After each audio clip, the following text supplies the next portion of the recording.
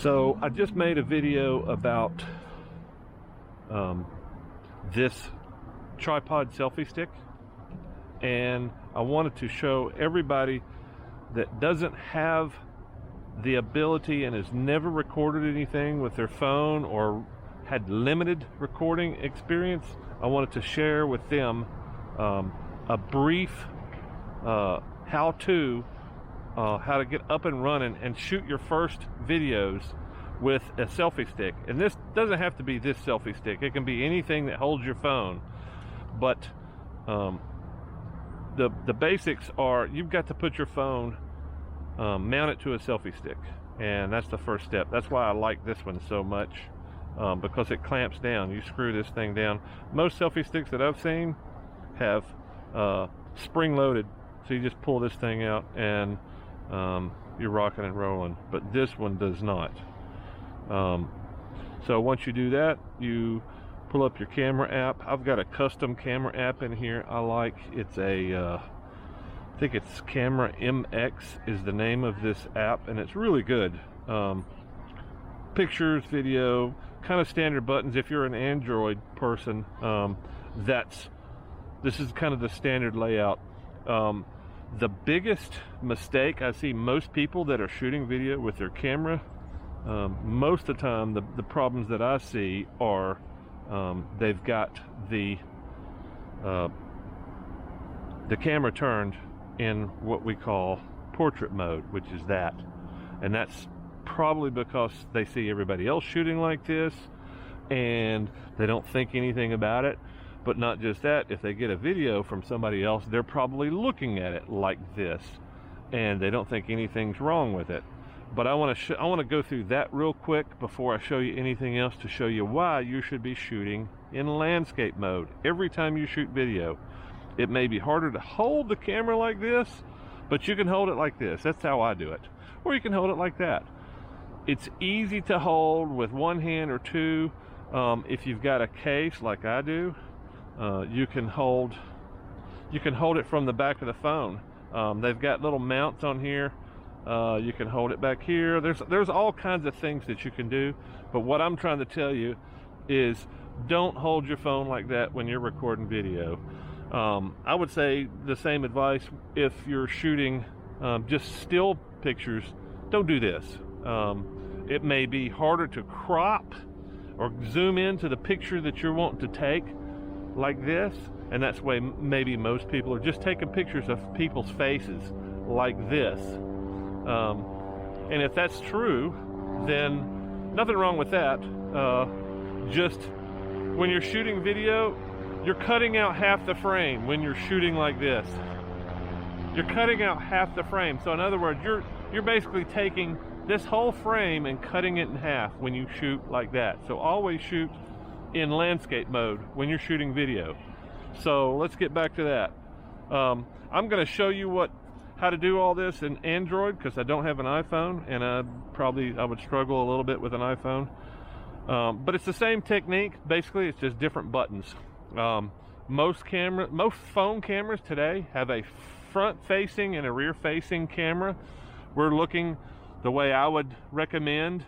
But if you're going to be blogging, if you're going to be filming yourself, if you're filming a subject like this, let's go ahead and start record. This is not the way you shoot video. This is not the way you ever shoot video. If anybody has ever told you that, they're mistaken. When you see people shooting video like this, they're morons.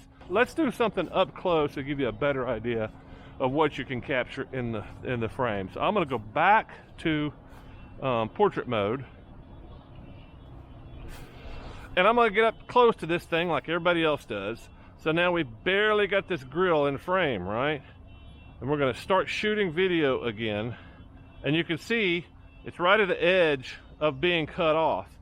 And I'm going to go back to landscape mode and show you what you're missing. Now we're going to turn the phone sideways. You're missing a lot of information. That's basically what I'm trying to tell you, is don't do this. Don't turn your phone this way, especially after you started recording, or vice versa.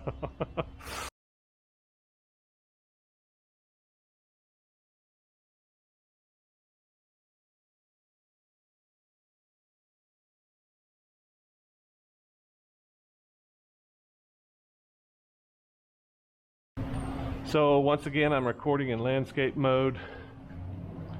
And you can tell that this is a really good way to tell a story. But normally, a selfie stick used in the forward-facing camera is telling somebody else's story, or you're showing your objects. Like if I wanted to sell you this picnic table, I would walk around it and describe how beautiful it is. It's made of aluminum that's powder coated, and you can see that the legs are powder coated or painted just as well, and it's got this beautiful finish, and that's what I'm doing. I'm walking around. But if I wanted to tell you my story, instead of the story about instead of telling you the story about this picnic table, I'm going to tell you my story. I'm going to turn the camera around so it's rear facing, and now I'm going to tell you my story. Hey, it's dawn, and there I was in the gazebo. I said pavilion. I guess it's a mix between a pavilion and a gazebo. I think pavilions are square and rectangle, and gazebos are rounded, or in this case, a polygon. It's pretty nice. This used to be woods when I was growing up in Tuscaloosa. This just used to be woods. Now they've dumped a ton of money into this park that runs all the way down to University of Alabama campus, which is probably half a mile or a mile away. But now you see the beauty of the selfie stick. You can stick this thing in your face and tell your story. And the further you get this out away from your face, the less bouncy it is, and the more scenery that's behind you. Like, what's better than walking along the Riverwalk while you're telling the story? But the main thing is, if you don't do it, if you don't practice it, you'll never get good at it. Anyway, tell your story, and the best way to do that is stick a camera in your face, or stick a camera in somebody else's face, or get your kids to stick a camera in your face and tell your story. It's a whole lot easier than you think. And the greatest thing about this is, 20 years ago, nobody would have imagined this, but a few of you will remember the TV stations, the networks that drove around in these huge trucks with all this equipment inside, the big satellite dish and all that stuff, so they could be on site and take video and tell a story on site and broadcast it live to the network. Funny thing is, that huge multi-million-dollar truck back in the day, they still got them, but you don't need that anymore. You could tell your story with this freaking phone. This phone is under $300, and it's the equivalent, not quite as nice, but it's the equivalent of those big ass trucks that had the big dishes on them.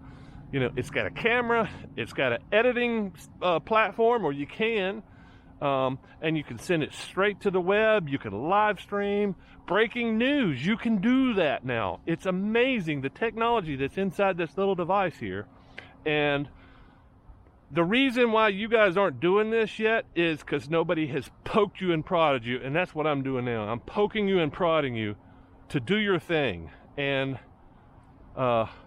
start enjoying this technology, something that you can enjoy,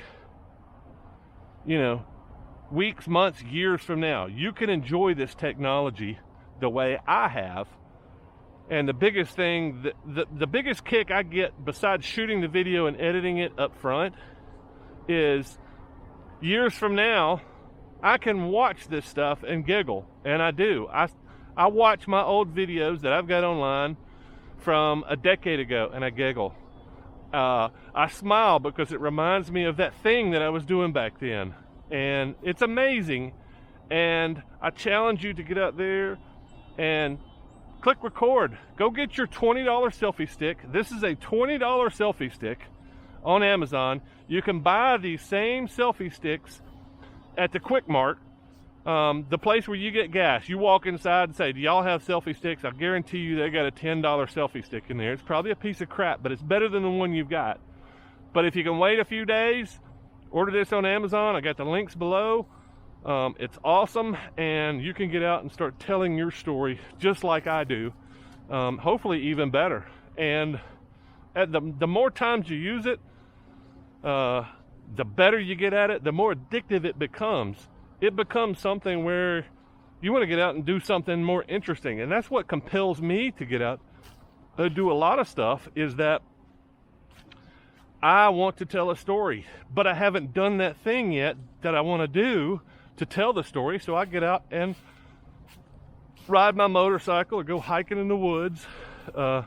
Anyway, that's about it. That's about all I've got for you today.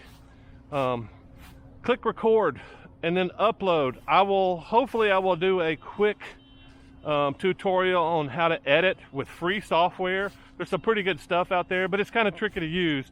But the basic stuff, moving the clips around, cutting the baloney out of the clips, doing all that, it's fairly quick and fairly easy, but it helps to tell your story in a cleaner fashion. Like, I do a lot of ums and ahs, and I have brain farts, and if you can avoid the brain farts, you spend 20 bucks and you're a filmmaker. You're a filmmaker, producer, director, TV station. I mean, really, people don't realize what they have in their pocket. They have no idea what is sitting there, and the potential that the things that they could create with that cheap little device that you've got sitting next to your crotch, pulling up all the sweat off of your body. That's it. I will talk to you next time.